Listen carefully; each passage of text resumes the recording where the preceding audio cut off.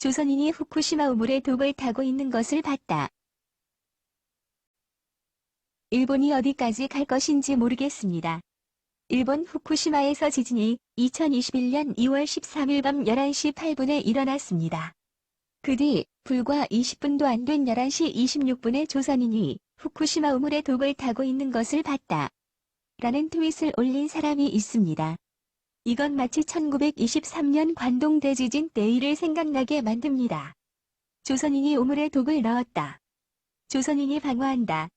는 루머가 퍼지면서 조선인 수천 명이 학살된 사건을 떠올리게 합니다.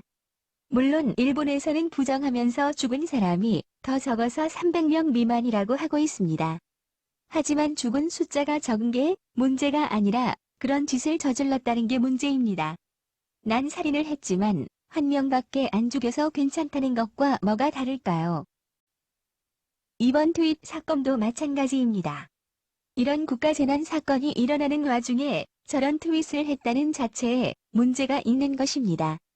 이런 차별과 선동을 일으키는 증오가 가득한 메시지가 인터넷에 떠돈다는 자체가 일본의 무서움을 알게 합니다.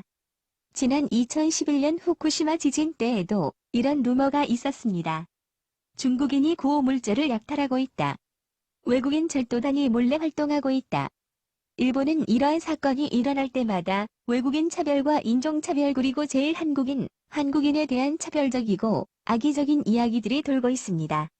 우리나라 사람의 기본적인 사람에 대한 태도로 일본을 생각하면 안 됩니다. 일본은 아직도 미개한 국가가 맞습니다. 높은 건물이 올라가고 사회가 발전하고 돈을 많이 번다고 사람이 되는 것은 아닙니다. 어느 나라가 서점에 다른 나라를 적대시한다고 욕하고 나쁘다고 하고 괴롭히는 책을 팔겠습니까? 수많은 종류의 험한 서적이 버젓이 서점에 진열되어 있고 베스트셀러에 포함된다니 이걸 어떻게 생각해야 하겠습니까? 이런 걸 허용하는 건 표현의 자유이지만 원색적이고 저질적인 험한이라는 한 나라에 대한 지속적이고 많은 수익량이라면 그 나라 사회가 이상하다는 걸 의심해야 합니다. 나라의 내부 문제를 외부로 표출시키는 건 어느 나라나 있는 일이지만 일본의 이런 지속적인 문제에 대해서는 국가에서도 강경하게 대처해야 합니다. 일본의 아침 방송을 보면 우리나라 방송보다 더 정확하고 빨리 방송하는 걸 볼 수 있습니다. 심지어는 일본 사람도 한국 방송이냐 한국 이야기 그만하라고 할 정도로 방송을 하고 있습니다. 우리나라에서 일본에 조금이라도 나쁜 사건이나 기사가 나면 바로 방송을 합니다. 우리나라에서도 그래야 합니다.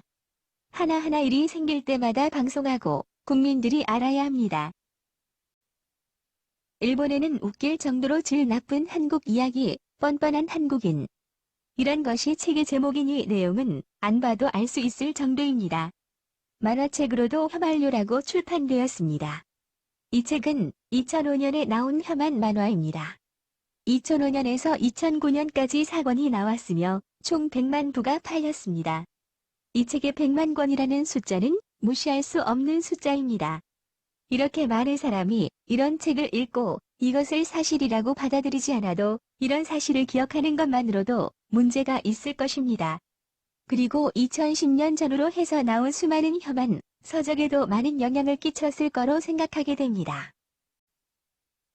심지어 2005에서 2007년 주한 일본 대사관 공사를 거쳐 2010에서 2012년 한국에서 주한 대사를 지낸 무토 전 주한 일본 대사가 2017년 한국인으로 태어나지 않아 좋았다란 책을 냈습니다.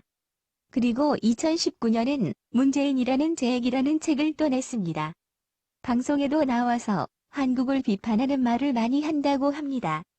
이런 공직에 있던 사람들도 너무나 쉽게 한국에 대한 혐한 이야기를 하고 있습니다. 이건 일부 네드일이나 일본의 많은 사람들 중에 소수라고 말하고 지나치기는 너무 이상한 일이 되어버렸습니다. 이번 조선인이 후쿠시마 우물에 독을 타고 있는 것을 봤다라는 트윗 사건은 바로 지워지고 일본 내부에서도 비판이 있었다고 합니다. 하지만 이런 일은 매번 반복되고 있습니다.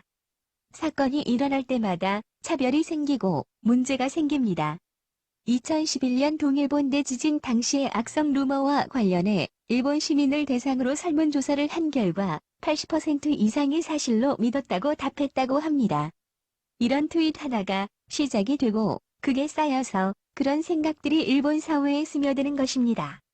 또 그걸 정치권이나 출판, 방송들에 써먹으면서 돈을 벌고 국민들을 선동하며 정권을 유지하고 있습니다.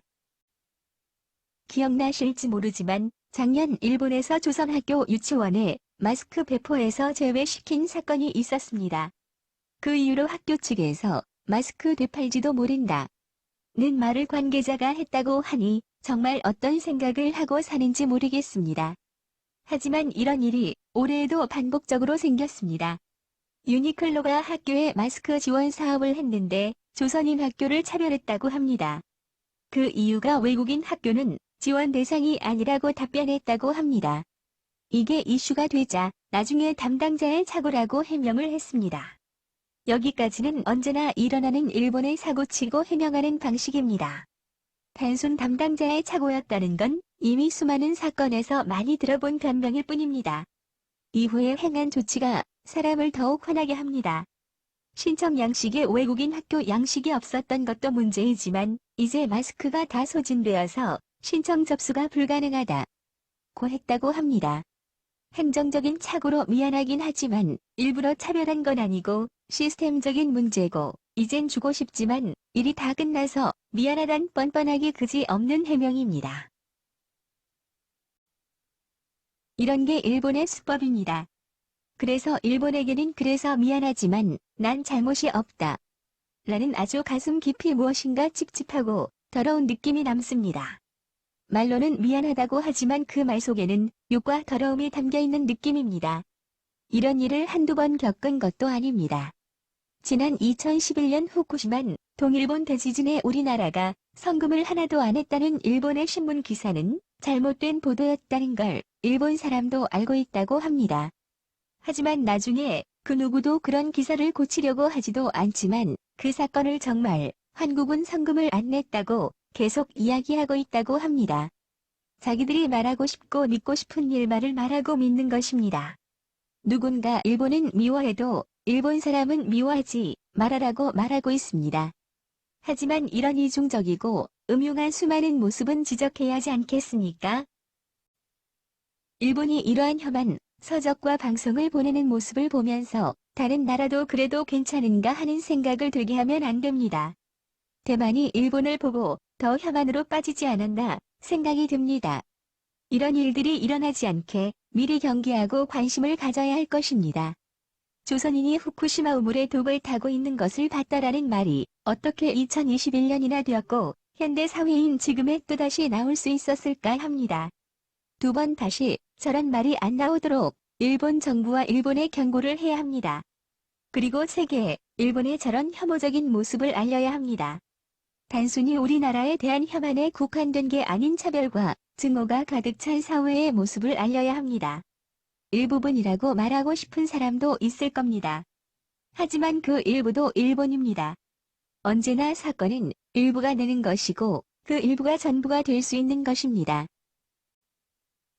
용서는 힘 있는 사람이 하는 것이지 욕먹고 맞은 사람이 구걸하면서 하는 게 용서가 아닙니다. 상대는 미안하다는 마음도 없는데 미리 용서를 이야기하는 건 무슨 마음에서 나오는 말인지 모르겠습니다. 일본은 이미 수십 번 야스쿠니 참배를 하면서 이전 시대의 잘못을 반성하지 않겠다는 의지를 보였습니다. 용서를 빈 적도 빌려는 마음도 없는 나라입니다. 이번 트윗도 간단하게 넘어갈 일이 아닙니다. 다시 한번 한국에 일본에 사는 한국민들에게 공포심을 던져주고 언제 다시 학살이 일어날지도 모른다는 사실을 환기시키는 겁니다. 단순히 말장난이라고 넘어갈 수 있지만 만에 하나 저런 선동으로 사건이 일어난다면 그 책임을 누가 지겠습니까? 이건 강력하게 일본에 항의를 해야 하는 일입니다. 조선인이 후쿠시마 우물에 독을 타고 있는 것을 봤다. 쉽게 넘길 일은 아닌 것 같습니다.